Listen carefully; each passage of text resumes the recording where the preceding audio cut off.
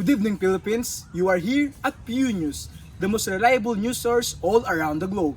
And here are some of the hottest news. The Al volcano ready to erupt any moment.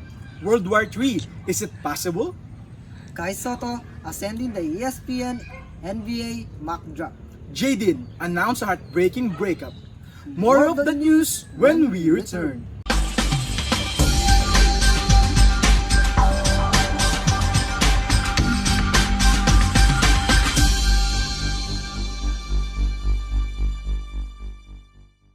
Time to beat energy gap. Let's do champ moves like James. Energy, oh, energy, oh. Low energy, matamlay, low focus ka. Baka energy gap yan. 4 out of 5 kids have it.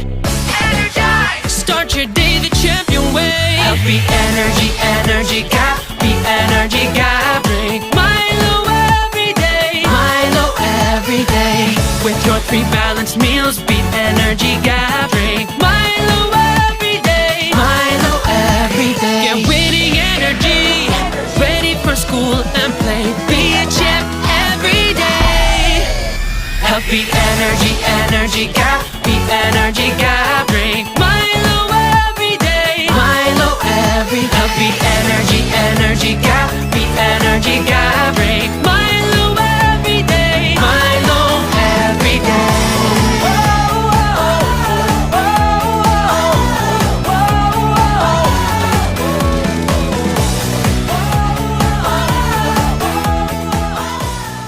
Guys, anong pakang maraming pandesal? Ano? Edi 6 packs. Unipack sardines, pak na pak sa sarap, pak na pak sa saya. Anong pakang mataas tumalon? Ano? Edi baklang! Unipack sardines, pak na pak sa sarap, pak na pak sa saya. Anong pakang magandang gawin? Ano? Edi pakyawin! Unipack sardines, pak na pak sa sarap, pak na pak sa saya. Unipack, sarap na pak. Brush, brush, brush, 3 times a day. Brush, brush, brush to keep cavities away. Brush, brush, brush, 3 times a day. Brush with Colgate. Shake, shake, shake, stop. Pagagising, brush, brush, brush. Dalawa. Sa tanghali, brush, brush, brush. Tatlo. Bago matulog, brush, brush, brush. Brush, brush, brush. Shake, shake, shake. Brush, brush, brush, 3 times a day. Brush with Colgate. Number 1 brand recommended by dentists.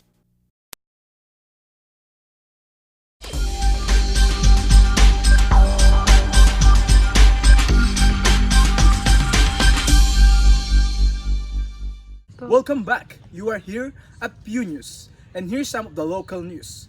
The Al volcano threatens to truly erupt as per NASA says. The Al volcano threatens to erupt any moment now. Geologists have warned as NASA satellites struck ground deformation around the active Philippines volcano. The 2 eruption-coated Luzon Island is a thick blanket of ash but have mostly spared its inhabitants from major destruction. Geologists, however, fear hundreds of localized earthquakes around Taal, suggest magma is moving deep underground, a potential processor to an explosive eruption. Radar data collected by satellites passing over the Philippines volcano, NASA scientists have been able to detect changes in local ground deformation. The technique is known as interferometric synthetic aperture radar or INSAR. Radar scans can calculate the distance between the Philippines volcano and the satellite and then compare 2 separate images to find any differences. Satellite in question was the European Space Agency's Sentinel-1B satellite. You can see an example of INSAR in action in the colorful picture above. The different colors represent small changes in elevation measured in centimeters. Ground moving to 1.1 inches to 2.8 centimeters shifts from turquoise towards the bright blue end of the spectrum. It is advised to be alert and follow the instruction of the responsible individuals.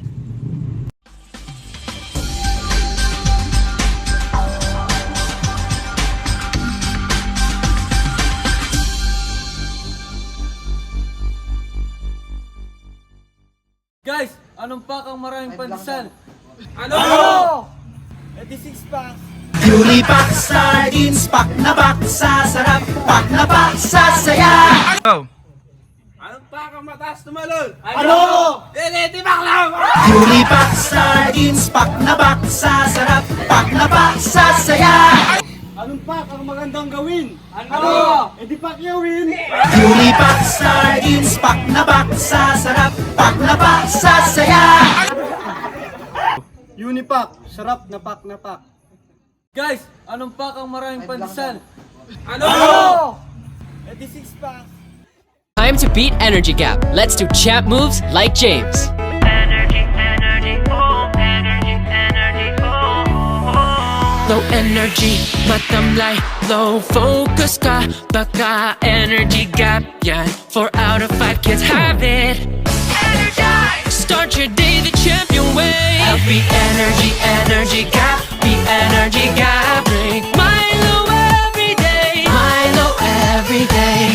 With your 3 balanced meals, beat energy gap. Drink Milo every day, Milo every day. Get winning energy, ready for school and play. Be a champ every day. Healthy energy, energy gap, be energy gap. Drink Milo every day, Milo every day. Healthy energy, energy gap, be energy gap. Drink Milo every day, Milo every day.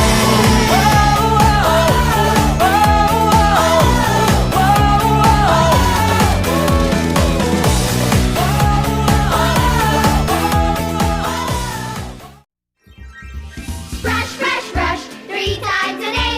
Brush, brush, brush to keep cavities away. Brush, brush, brush, 3 times a day. Brush with Colgate. Shake, shake, shake, stop. Pagagising, brush, brush, brush. Dalawa. Sa tanghali, brush, brush, brush. Tatlo. Bago matulog, brush, brush, brush. Brush, brush, brush. Shake, shake, shake. Brush, brush, brush, 3 times a day. Brush with Colgate. Number 1 brand recommended by dentists.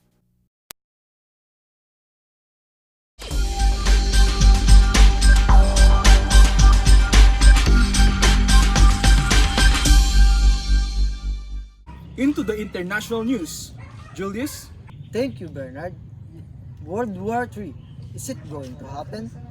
Fears are growing around the world after a series of tit-for-tat action between the US and Iran. But is World War III about to happen? Will there be another war? On Friday, January 3, a US drone strike killed Iranian General Qasem Soleimani, triggering outrage and pledges for retaliation from Iran. World leaders called for de-escalation following the assassination US President Donald Trump sanctioned, but Iran responded on Wednesday with 20 rockets hitting US bases in Iraq. The attack, carried out on Wednesday morning, saw Iran send around 20 ballistic missiles to air bases housing US troops in Iraq. Iran's Revolutionary Guards said the attack was in retaliation for the death of General Soleimani on Friday. Soleimani was regarded as the second most important person in the Iran, behind only Iran person Supreme Leader Ayatollah. Now, following his death, Iran has said it will not be respecting the restriction laid out in the 2015 nuclear accord. A statement released last Sunday said, Iran will continue its nuclear enrichment with no limitation and based on its technical needs. The head of the European Commission said on Monday that Iran must comply with the 2015 nuclear deal, adding her voice to international calls for Iran to help salvage the fact that US President Donald Trump withdrew from in 2018. Ms. von der Leyen confirmed EU Foreign Minister will hold a special session on Friday. From a European viewpoint, it is important for Iran to return the nuclear deal. We have to convince Iran that it's also in its own interest. So, even though it's not entirely impossible, it may not be as bad as the last world wars because of the constitution and agreements that nations have been agreed upon. European Commission President Ursula von der Leyen said in a statement, "We are deeply concerned by Iran's announcement that it will not respect the limits set by the Joint Comprehensive Plan of Action any longer." Moving on to the next news. Kai Sotto ascended the 2020 NBA mock draft by the ESPN Top 100 list. More of the news when we return.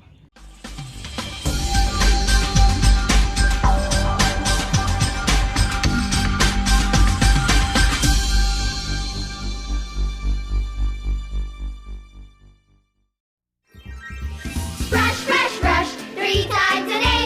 Brush, brush, brush to keep cavities away. Brush, brush, brush, 3 times a day. Brush with Colgate. Shake, shake, shake, stop. Pagkagising, brush, brush, brush. Dalawa. Sa tanghali, brush, brush, brush. Tatlo. Bago matulog, brush, brush, brush.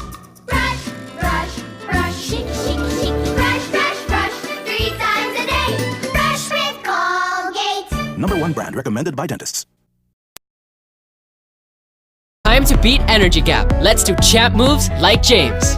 Energy, energy, oh, energy, energy, oh. Low energy, matamlay, low focus ka, baka energy gap yan. 4 out of 5 kids have it. Energize! Start your day the champion way. Healthy energy, energy gap, be energy gap. Drink Milo every day, Milo every day. With your 3 balanced meals, beat energy gap. Drink Milo every day, Milo every day. Get winning energy, ready for school and play. Be a champ every day. Healthy energy, energy gap, be energy gap. Drink Milo every day, Milo every day. Healthy energy, energy gap, be energy gap. Drink Milo every day, Milo every day.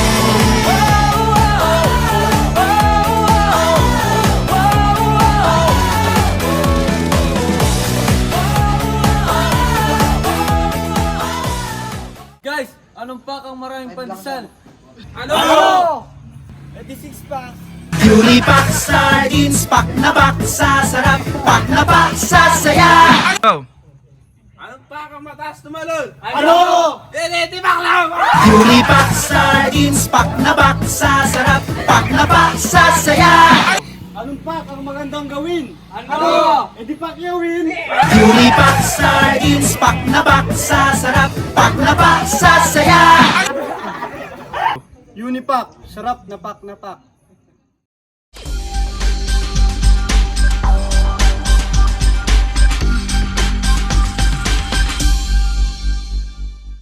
You are back again here at Pew News, the most reliable news source all around the globe. And we are here with our sports specialist, Nazarene. Good evening. Good evening, Bernard. So, Kai Sotto. What's the news about Kai Sotto? So yes, nakakamanga nga ang pinapakitang laro ng batang gilas na si Kai Sotto kung saan siya ay naglalaro ngayon sa TSF or ang tinatawag na The Skill Factory National, kung saan siya ay nag-average ng 17.6 points per game, 11.6 rebounds, and 4.5 blocks. Napakaganda nga ng kanyang nilalaro at binigyan siya ng 4-star rating ng ESPN at nasama sa top 100 kung saan siya ay nasa 75 posisyon. Ngunit sa bagong update ng ESPN ay umabante si Kai sa position ranking maging na siya ngayong pang-68. Hindi pa kasali dito ang performance niya sa kakatapos lang na King Invitational kung saan sila ay nagkampiyon at siya ang hinirang na MVP, averaging 27 points per game, 10.6 rebounds per game, 4.3 blocks per game at 3 assists per game. Marami pa tayong aasahan na magandang balita mula kay Kai. Talaga nga namang promising ang future ng batang gilas na ito. Makikita ang kanyang improvement sa loob o sa labas man ng court. Hinikayat ko kayo na atin siyang suportahan at ipagmalaki dahil siya ang katuparan ng ating mga pangarap na may isang purong dugong Pinoy ang makakapasok sa NBA. Welcome to the weather news. I am Adrian Reyes. An update about Typhoon Siso, which is currently affecting Pampanga with level signal number 5. What's the status there, dudes? Yes, Adrian, nandito na nga ako sa lungsod ng Pampanga kung saan itinaas ang signal number 5 sa lugar na ito. Patuloy pa rin ang paglakas ng ulan sa ngayon at sinabayan ng malakas na hangin na nagdulot ng pagbaha at pag-uho ng mga lupa. Iniligas na rin ng mga residente sa evacuation center para sa tiyak nilang kaligtasan. Nagbigay na rin ng tulong ang gobyerno para sa mga nasalanta ng bagyo. May ilang-ilang na rin nabigyan ng pagkain at tubig. Nagbabalita, Rhainel Tuyan. Balik sa'yo, Adrian Reyes. Thank you, Dudes. Hello Philippines, here's the hottest showbiz balita. Jaden announced their breakup. It's finally over between James Reid and Nadine Lustre. Tagged as Jaden by their fans, the real-life couple confirmed on Monday night that they have already split up. The two cited that they are aiming for personal growth. It's true that we have split up, but not for all the reasons that are being spread on tabloids and social media, but because after quiet and mature conversations, we decided to focus on ourselves not only for our careers, but more for our personal growth, as we are still young and we want to achieve as much as we can, said the two in a statement aired in a talk show at ABS-CBN. Early this month, Lustre even denied the story of split up between her and Reid following an article published by entertainment columnist Ricky Lo. With this latest development on the relationship of the two, Lustre and Reid assured their fans that they are still in good terms. We are in good terms and are still really good friends and will continue to work with each other, especially when it comes to music. The two also thanked their fans for their support in the past years. Thank you for all the Jaden fans for their undying support, and we hope you continue to support us now and in the future. We shall forever be grateful to them for their love and understanding. Lustre and Reid first teamed up on screen in Diary ng Pangit, the movie, in 2014, in which many became fans of their love team. This was followed up by several movies and television dramas like On the Wings of Love and Till I Met You. Recently, the two were seen doing separate projects. Lustre starred in a dance movie in Duck, while Reid is expected to have a project with Nancy McDonough of K-pop girl group Momoland. And that's all the news for today. I am Sheccaina Gomez from Pew News. Wishing you good luck and God bless.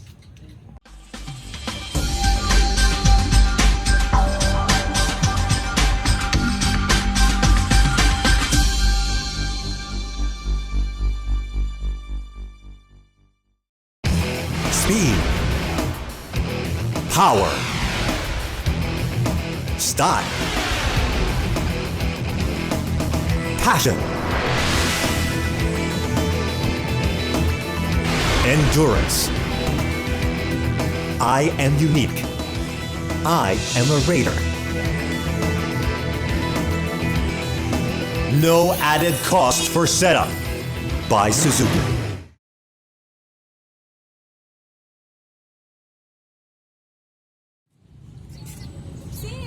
Uy sis, nakarating ka na pala. Tignan mo, ano oras na oh. Ay, ang ganda naman na rin ako. Siyempre, bagong bili to eh. Anong brand yan? Bigay sa akin ni Papa. Rolex. Wow, sana all. Sana all. This is my watch. A timekeeper. Like many others. Worn for years. Time has left its marks. Yet the dramatic light concept makes it look so stunning. And the mysterious clicky sounds attract your attention. Emotional music to make you feel like there's something meaningful about it, to elicit that sense of longing about something you weren't even interested in a minute ago. Rapid light changes, camera motion to make it appear as though something important is happening now. Revealing the brand and using a rich voice to communicate the message. Now, the slow motion climax to make it feel even more powerful and relevant.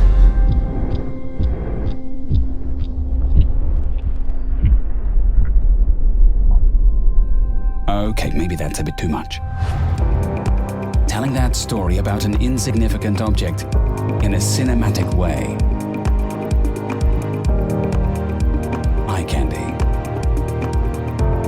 It's enjoyable and it leaves you with a question. What can we do for your product? Go to that website now.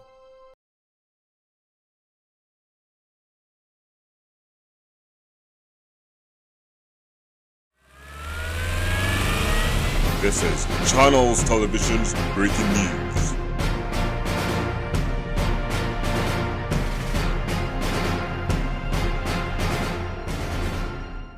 Breaking news, NBA legend Kobe Bryant have died in an helicopter crash.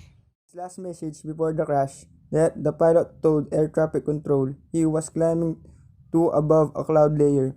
Witnesses on the ground reported seeing a helicopter flying through a layer of clouds and a fog second before it crashed. So the flight took off in clear sky in Orange County. It eventually encountered a fog so thick that it nearly blinded driver on the freeway. Visibility was so poor that the Los Angeles Police Department had grounded its fleet on helicopters. The helicopter fell at a rate of about 23 miles per hour and slammed into a hill. In a high-energy impact crash, according to NTSB, it was also traveling forward about 152 miles per hour, and just before it crashed, according to the radar, it is not clear why the helicopter fell in such a quick rate, which experts said was too fast for a standard landing. The aircraft slammed into a hillside at 1,085 feet. After climbing to 2,300 feet, it may have missed clearing the top of the hill by 20 to 30 feet.